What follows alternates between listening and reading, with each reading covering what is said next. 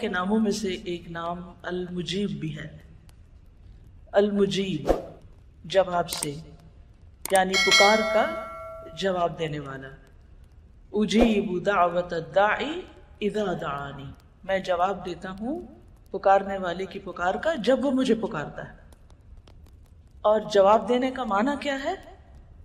قبول کرنا، یعنی دعا قبول کرتا ہوں. تو المجیب کا معنی ہے دعائیں قبول کرنے والا، پکار کا جواب دینے والا. تو یہ اللہ سبحانہ وتعالیٰ کا نام بھی ہے، اس کی صفت بھی ہے، کیونکہ ہم سب انسان محتاج ہیں، ضرورت مند ہیں. ہمیں ایک ایسی ہستی کا تعارف ضروری ہے کہ جو ہماری دعاؤں کو سنے، ہماری مدد کرے، ہمارے دل کی آہوں اور ہمارے زبان کی پکار اور ہماری بے قراری کو جاننے والا ہو، اور صرف جاننے والا نہ ہو بلکہ اس کو سن کر جواب بھی دینے والا.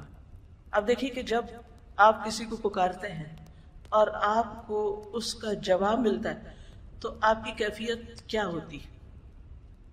کیا کیفیت؟ آپ کو خوشی ہوتی، ایک سکون اور ایک اطمینان ہوتا ہے، جسے عام طور پر لوگ کہتے ہیں نا تم فکر نہیں کرو میں ہوں نا. تو یہ ایک جواب ہوتا ہے. تو یہ تو انسانوں کے ساتھ ہمارا معاملہ ہے نا، کہ جن کو ہم دیکھتے ہیں اور جن سے ہم انسٹنٹلی جواب چاہتے ہیں. اور اگر کوئی ہمارے سوال کا، ہماری بات کا جواب نہ دے تو کیسا لگتا ہے؟ ہم اس کا جواب خود ہی دینے لگ جاتے ہیں، پھر کبھی اچھے گمان کی شکل میں اور کبھی بدگمانی میں. لیکن ہم سب کو جواب چاہیے ہوتا ہے. تو دعا مانگتے ہوئے یہ بات بہت اہم ہے کہ ہمیں اس بات کا یقین ہو کہ کوئی ہے جو سنتا ہے اور وہ جواب بھی دیتا ہے. وہ صرف سنتا نہیں بلکہ جواب دیتا ہے. اور صرف جواب یہ نہیں دیتا کہ اچھا میں نے تمہاری پکار سن لی، بلکہ ہم جو کچھ مانگتے ہیں اس کو بھی عطا کرتا ہے. وہ عطا کرنے والا ہے، بخشنے والا ہے. تو شدید محتاج، پریشان حال، مضطر، بے قرار جب اس کو پکارتا ہے تو وہ اس کی پکار سنتا ہے. امن یجیب المضطر اذا دعاہ، کون ہے جو بے قرار کی پکار کا جواب دے جب اسے پکارے؟ تو وہ المجیب ہے، اللہ رب العزت، اللہ سبحانہ وتعالی.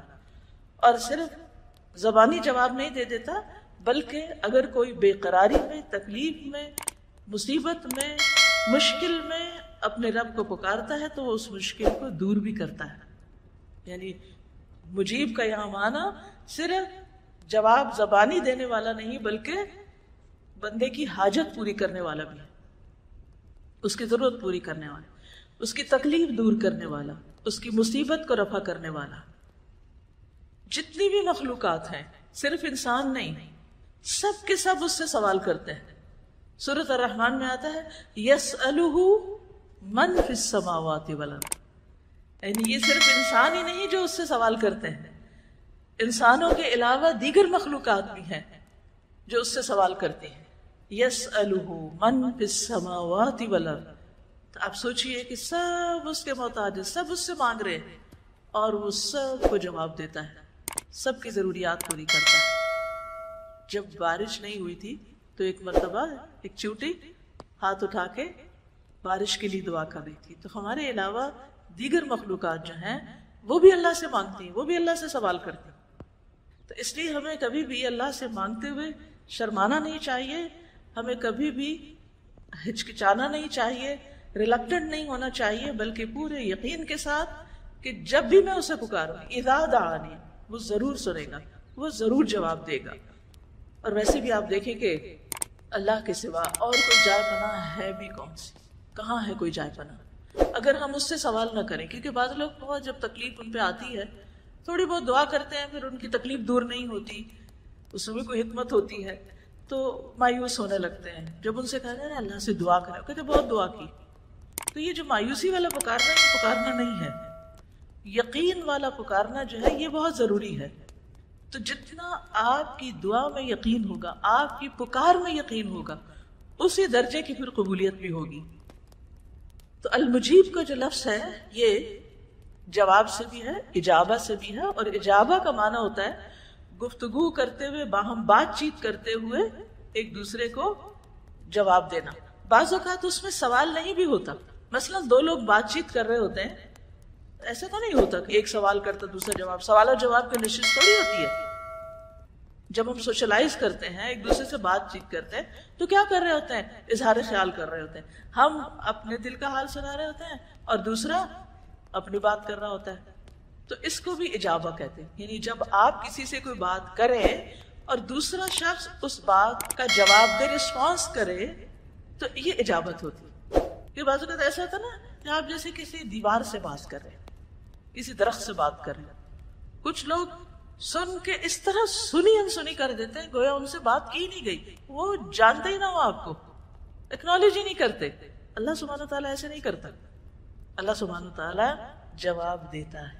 یعنی دعا صرف یہ نہیں ہوتی کہ ہم سوال کریں، صرف اپنے دل کا حال بیان کرنا بھی دعا کی ایک قسم ہے. صرف رب سے باتیں کرنا یہ بھی دعا ہے ایک. آپ دیکھیے کہ حضرت ایوب علیہ السلام کو جب تکلیف پہنچی تو انہوں نے کیسے دعا کی تھی؟ انی مسنی الضر وانت ارحم الراحمین. مجھے تکلیف پہنچی ہے اور آپ سب سے بڑھ کے رحم کرنے والے. اب اس میں انہوں نے کوئی کہا تھا، کچھ مانگا تھا؟ اللہ سے اپنے دل کا حال بیان کیا تھا نا. تو اللہ نے جواب میں کیا کہا؟ فاستجبنا لہ، ہم نے اس کی دعا قبول کر لی، ہم نے اس کو جواب دیا. اسی طرح یونس علیہ السلام مچھلی کے پیٹ میں کیا کوئی دعا کرتے ہیں؟ صرف اپنے دل کے جذبات کا اظہار کرتے ہیں. لا الہ الا انت سبحانک انی کنت من الظالمین. اپنا حال بیان کرتے ہیں. اللہ سبحانہ تعالیٰ ان کو جواب دیتے ہیں، ان کو دکھ دور کر دیتے ہیں. وَكَذَلِكَ نُنْجِي الْمُؤْمِنِينَ. اسی طرح اور بھی کوئی اس طرح کے انداز میں اللہ سے بات کرتا ہے تو اللہ تعالیٰ اس کی بھی سنتا ہے. کبھی کبھی ہم بیٹھ کے صرف اللہ تعالیٰ سے ہی کہتے ہیں، اللہ تعالیٰ آپ دیکھ رہے ہیں نا، آپ سن رہے ہیں نا، آپ کو سب پتہ ہے نا، آپ کو میرے دل کی کیفیت بھی پتہ ہے. اللہ آپ کتنی عظیم ہیں، اللہ تعالیٰ آپ تو سب کچھ کر سکتے ہیں. ہم اپنا مسئلہ، اپنا سوال زبان پہ نہیں لاتے. یا تو اللہ کی تعریف بیان کر رہے ہوتے ہیں اور یا پھر اپنی تکلیف بیان کر رہے ہوتے ہیں اور اللہ سبحانہ تعالیٰ اس تکلیف کو دور کر دیتا ہے. یہ سب کچھ بھی اسی کے اندر آتا ہے. اس کی صفت المجیب کے اندر ہی یہ بات بھی آتی ہے.